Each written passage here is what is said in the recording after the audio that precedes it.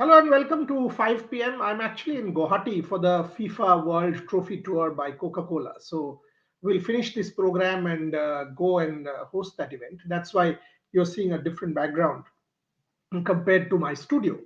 First landed in Guwahati earlier this morning. We'll finish it and be back in Calcutta tomorrow. So you will definitely going to see us back from the studio from tomorrow. So that's why this difference in background. Having said that, big news day, progress in the Bangladesh ICC BCCI issue, the T20 World Cup participation, which exactly is what the subject matter of this show is all about. But when I say progress, has there been progress? Is the stalemate becoming more and more serious? How do I put it? Maybe that way. In terms of news developments, firstly, Bangladesh Cricket Board issued a media release, and let me read out parts of the media release to you, which was issued around 3 p.m. India time. And the media release says, here it is. A video conference between the Bangladesh Cricket Board and the International Cricket Council was held this afternoon to discuss Bangladesh's participation. It goes on to detail out who represented Bangladesh. During the discussions, the BCB reaffirmed its position regarding the decision not to travel to India, citing security concerns. The board also reiterated its request for the ICC to consider relocating Bangladesh's matches outside India. While the ICC highlighted that the tournament has already been announced and requested the BCB to reconsider its stance, the board's position remains unchanged. Both parties agreed that discussions will continue to explore possible solutions. The BCB remains committed to safeguarding the well-being of its players, officials and staff while engaging constructively with the ICC to address the matter. This is the development on around 3 p.m. this afternoon. The BCB and the ICC holding a meeting. They had a meeting around noon, a Zoom meeting, and thereafter this media release was issued around 3 p.m. From what we also know, Bangladesh has now put themselves in a tight spot, in a kind of a point of no return. The ICC clearly holding firm that there is no real security threat. It is low. It is low to nil, is what the ICC's assessment is. That's why it has repeatedly asked the BCB to reconsider its stance, failing which the ICC might just be forced to ask Bangladesh to forfeit points. And it will not stop there. The ICC might just ask then the BCB, or not ask, rather deduct the BCB's money from the Bangladesh share of 4.46%. Let us, for the first 5 minutes of the show, recount what has transpired and how Bangladesh has kind of pushed themselves in a tight corner with some really false calls by the sports advisor Asif Nazrul. Yesterday, all of this started in the afternoon. It started in the afternoon when Asif Nazrul decided to do a media briefing. Firstly, what is his remit? How is he doing it without the BCB? Why is he doing it? How come it is not the BCB and Asif Nazrul? These are questions we do not know. It is only the Bangladesh Cricket Board who can answer that. According to me, Asif Nazrul should not have done that press briefing because that has actually harmed Bangladesh much more than doing good. But what did Asif Nazrul say? Asif Nazrul, in that press conference, a rather jingoistic, ultra-nationalist press conference, and in Bangla, I have listened to that recording multiple times. He goes on to say, one, that ICC has asked Bangladesh to pick a World Cup team which should not include Mustafizur Rahman. Number two, 3 points essentially in that media briefing. Number two, he goes on to say that the ICC security team has urged Bangladesh not to have its fans wear the national color. Number three, the ICC security team has said the situation will become further complicated because the national elections are impending, or the national elections are due on the 12th of February and they're coinciding with the World Cup. As basis this, Asif Nazrul, really nationalistic or hyper nationalistic, may I say, went on to say in Bangla, আমরা কোনোভাবেই আমাদের শ্রেষ্ঠ বোলারকে ছাড়া বিশ্বকাপের দল করব না। অর্থাৎ, what is he saying? He's saying without including their best bowler, there's absolutely no way that Bangladesh will make a team. Thereafter, he also goes on to say that, ICC, if it is not a BCCI BCCI body, if it does not sort of sit based on BCCI's commands, will relocate the matches to Bangladesh. And he goes on to say that now the security agency has clearly mandated or reiterated the BCB's concerns. I was surprised. Yesterday, if you had watched my show, you will know. I was very surprised with each of the 3 points. How come? How come the ICC can even say something like who a member board will include in its team? What is the remit of the ICC? How can an ICC body or a security wing of the ICC go and tell Bangladesh Cricket Board or Bangladesh who to include and who to not? I was extremely surprised by this. Number two, to think that fans are being told not to wear the national color or the national jersey sounded absolutely bizarre to me. Absolutely bizarre. I mean, I have been doing sport for more than 30 years now.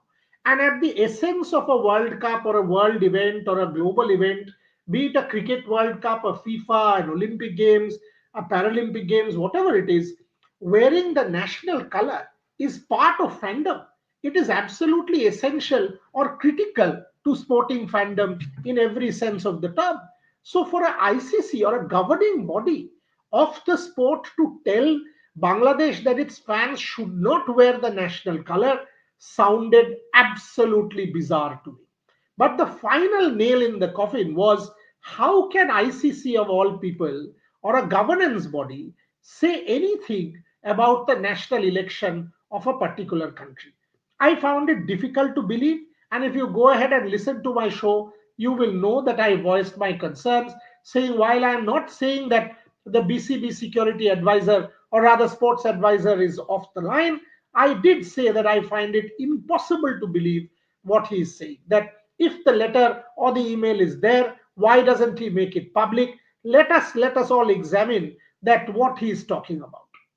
And within couple of hours of him doing the press conference, the ICC clarified in no, you know, in no strong this thing. Rather, it was a very strongly worded press release by the ICC. No, they didn't hold back.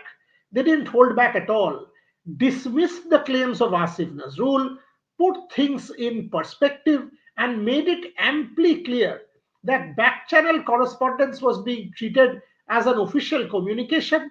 And at no point in time they have categorically dismissed that ICC will take or say anything with regard to the inclusion of a player.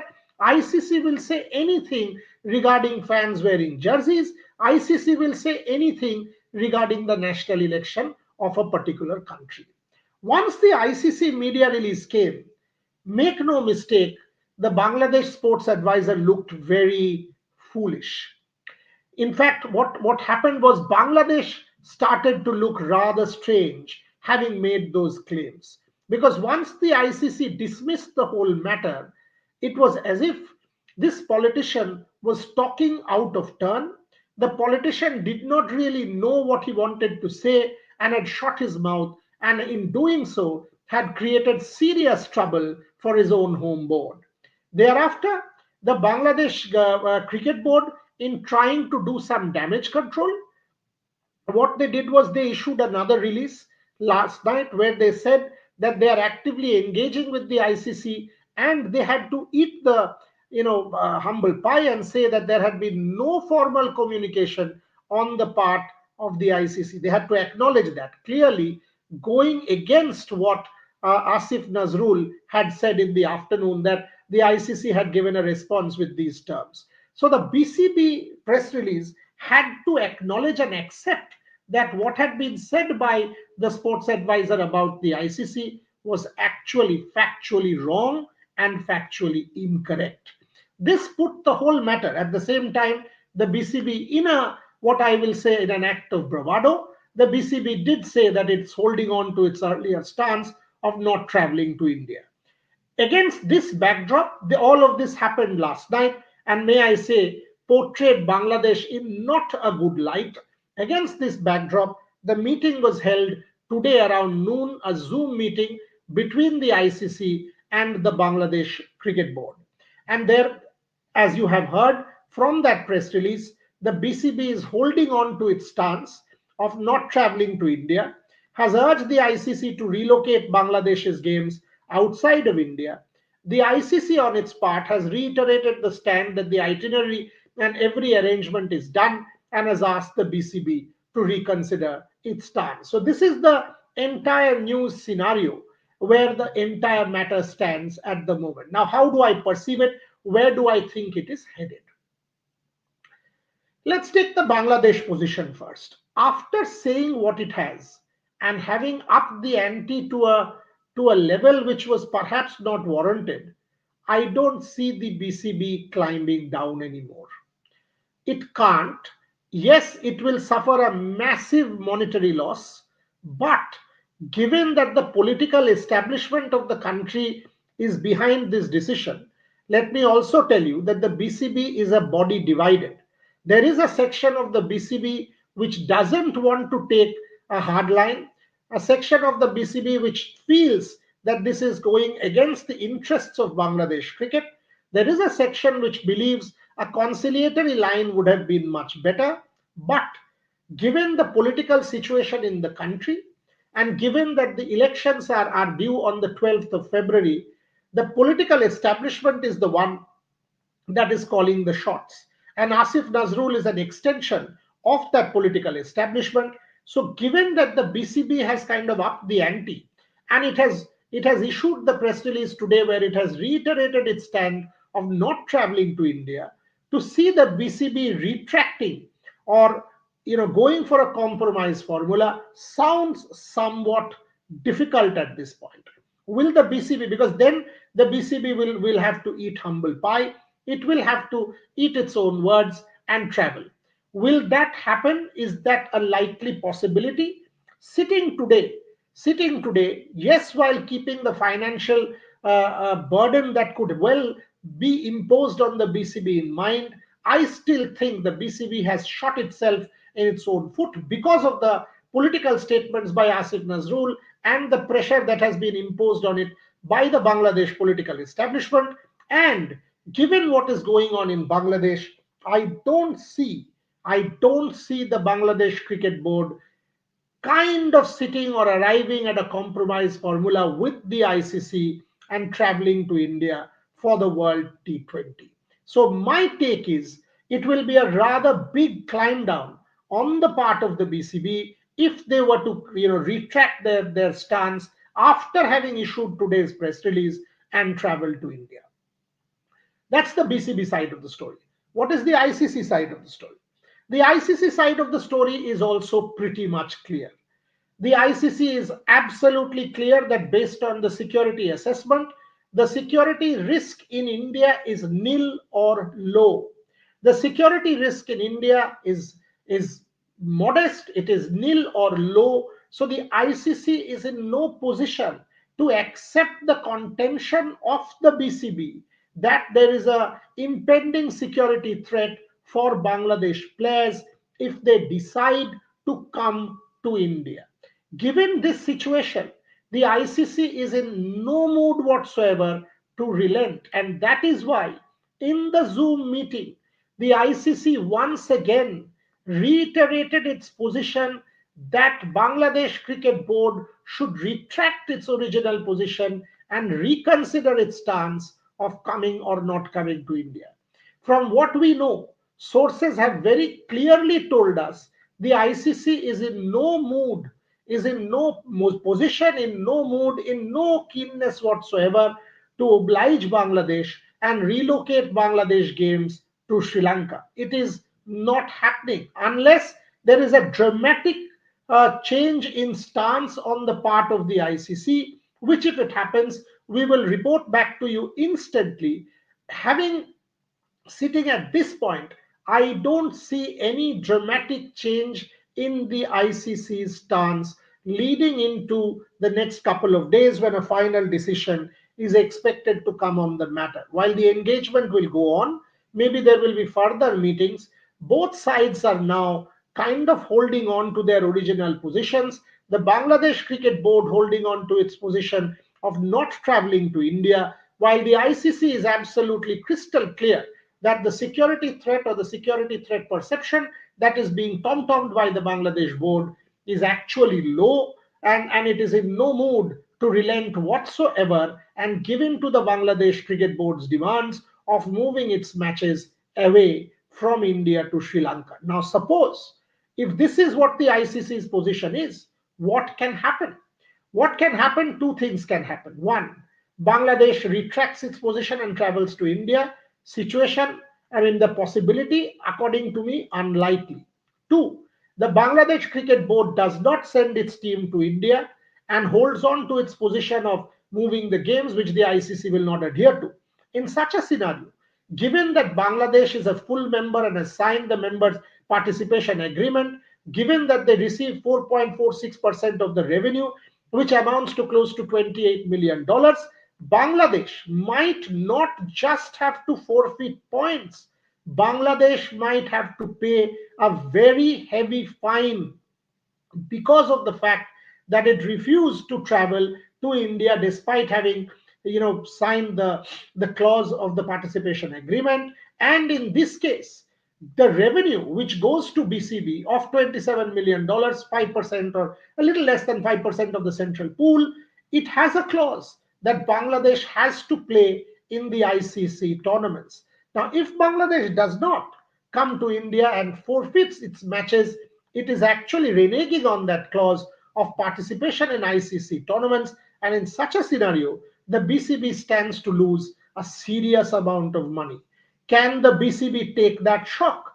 Does the BCB have the financial might to absorb the the loss that it will be subjected to? Can the BCB get out of this hole, wiggle out of this hole that it will find itself in if it doesn't send its team to India? This is something that we will have to wait and see in the next few days. But from what I understand, and my reporters, whether it is Debashish Sen, Shubhayan Chakraborty, Shomik Chakraborty, all of them have been tracking this story, and we have been in touch with our sources in Bangladesh as well, and obviously the International Cricket Council. From what we understand, we don't see the ICC agreeing to the demands of the Bangladesh Cricket Board at all. Had it been the case, the ICC would not have prolonged the matter. ICC would not have continued with the matter and would have given in to Bangladesh's demands by now, because the tournament is now less than a month away. If you think 4th February is the warm-up game, the tournament is less than a month away. Clearly, at this point in time, Bangladesh's position appears to be very precarious. Bangladesh fans might just be deprived of watching their team in action at the T20 World Cup if they decide to forfeit their games. And not just that, they might have to pay a very, very heavy compensation as well, which might well impact the future of Bangladesh cricket, or the well-being and the welfare of the game in Bangladesh if that happens. This is where the matter is. The stalemate continues. The stalemate between the ICC and the BCB continues. The BCCI has no role in this matter as of now, except that the BCCI are the staging body. They are very, very clear that India, there is no threat perception, no security issue whatsoever. If you actually think, at this point, the Hockey India League is going on, multiple international players playing. Badminton 750 going on in Delhi, huge number of countries represented. The Women's Hockey India League also going on, where a huge number of countries are represented. Multi-sport is going on in India, where nobody has raised the issue of security at all. In fact, the Bangladesh umpire is also part of the India, Sharafuddollah is also part of the India-New Zealand series, and no security concerns have been voiced by him, or for that matter, the BCB hasn't really reflected on how Sharafuddollah doesn't have a security concern while others do. This is where the Bangladesh matter is. My take, Bangladesh finds itself in a really tight spot, a tight spot that it is its own doing.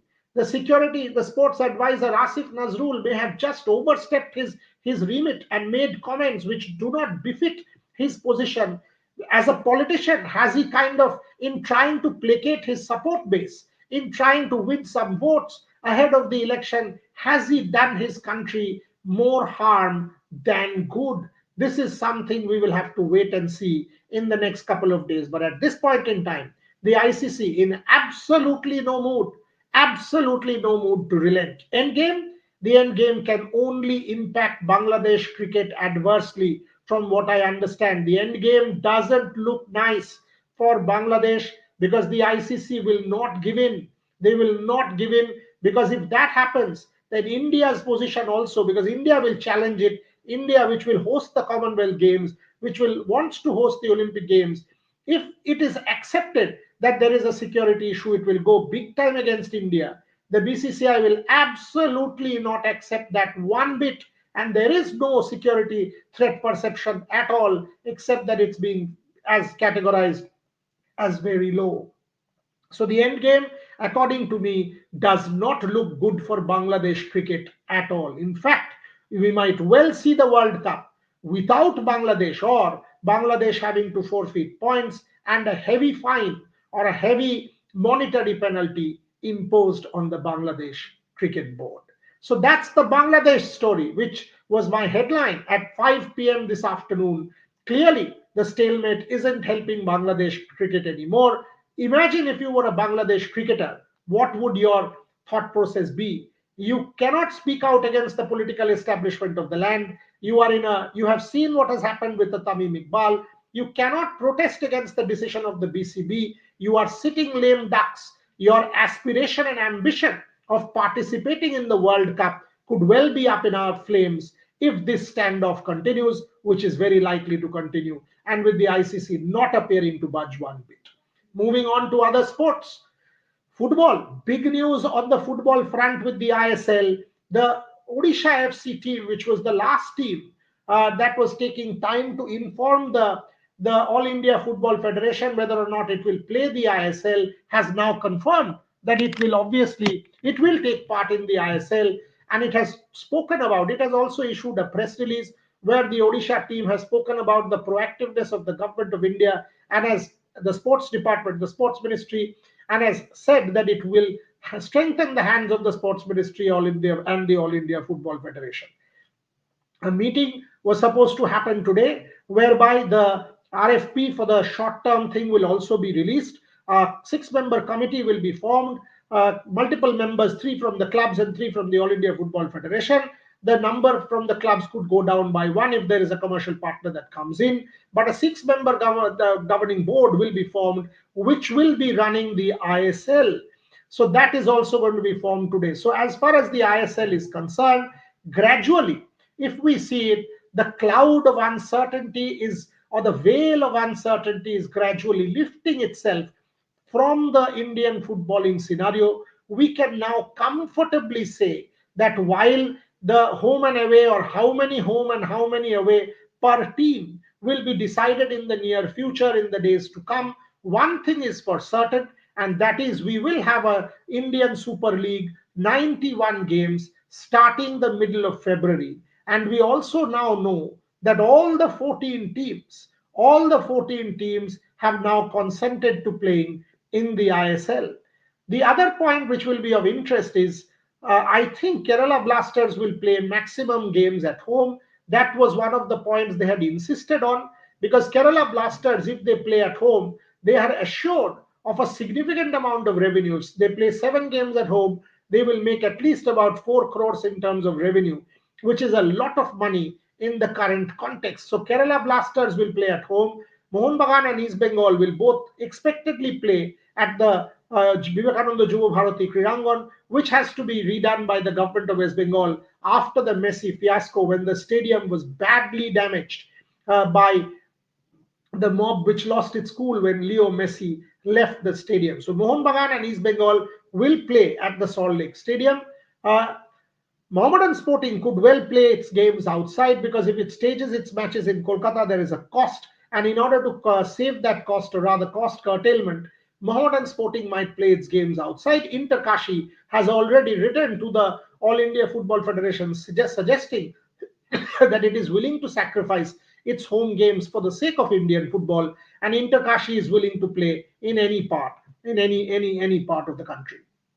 So, what some of the other teams like Northeast United, John Abraham's team will play at home. So these are the kind of calls that are to be taken. The Satyanarayan, the Deputy Secretary General of the All India Football Federation, has been holding fort on this. He did the meeting. The six-member committee is supposed to be will be done. The RFP is also supposed to be released, and thereafter we will have to wait and see if we do get a commercial partner.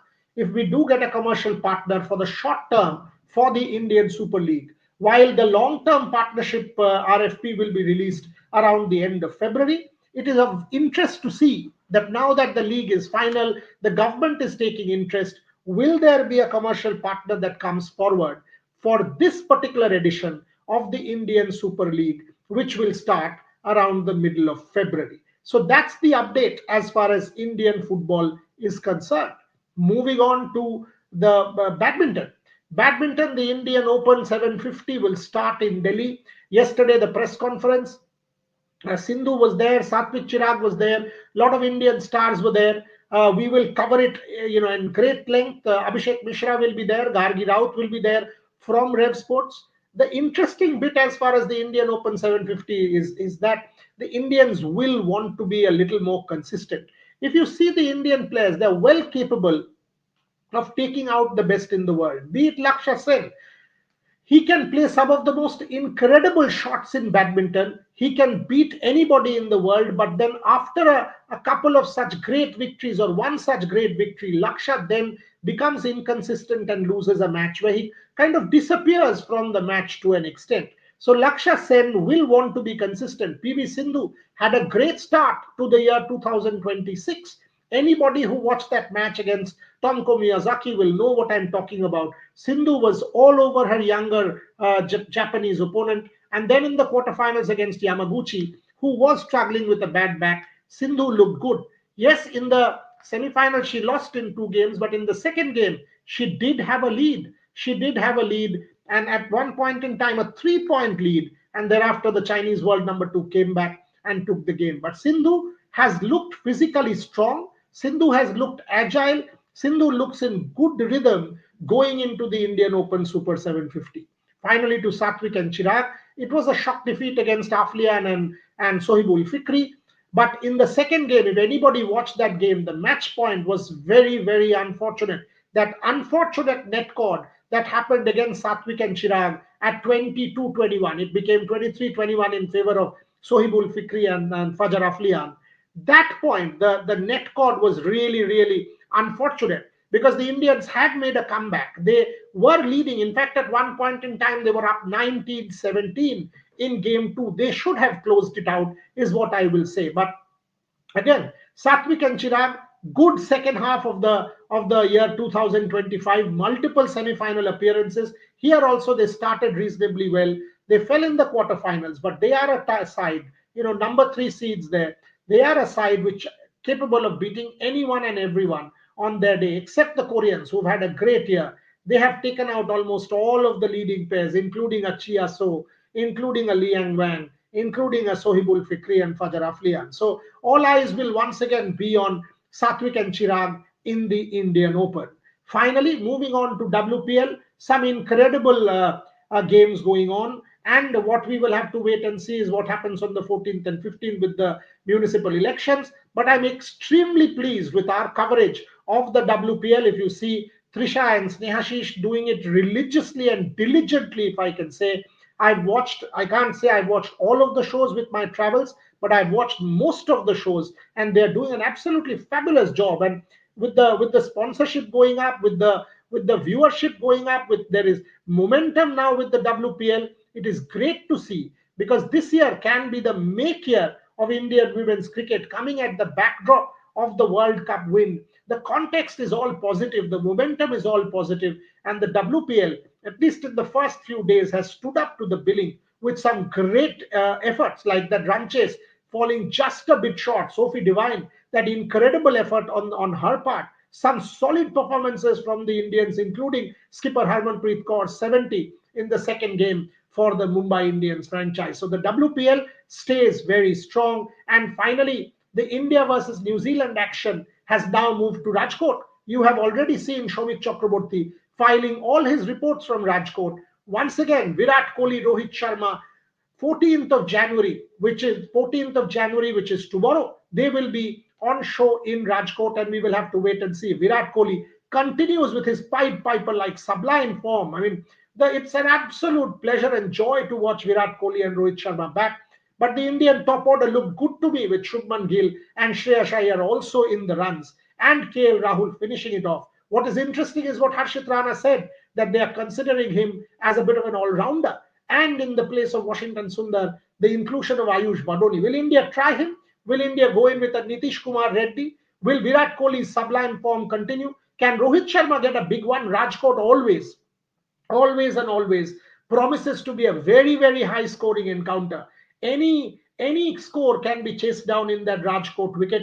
We've seen some serious runs scored at the domestic level as well. So 14th, which is tomorrow, New Zealand versus India. Can India yet again under Gautam Gambhir close out a white ball series, is something we have to wait and see. And final point.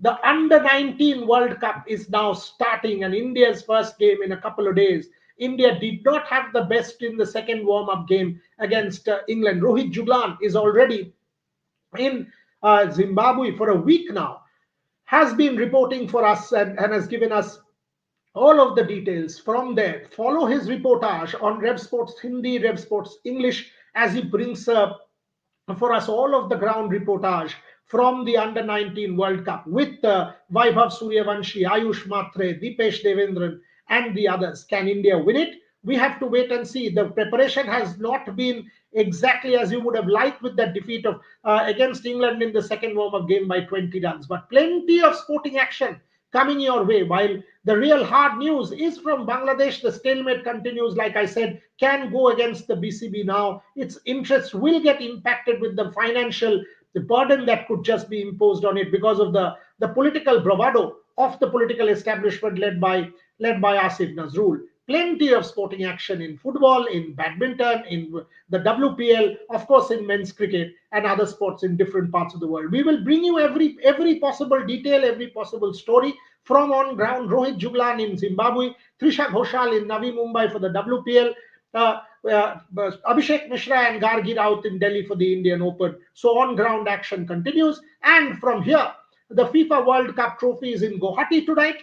It will be at the Baraspara Stadium.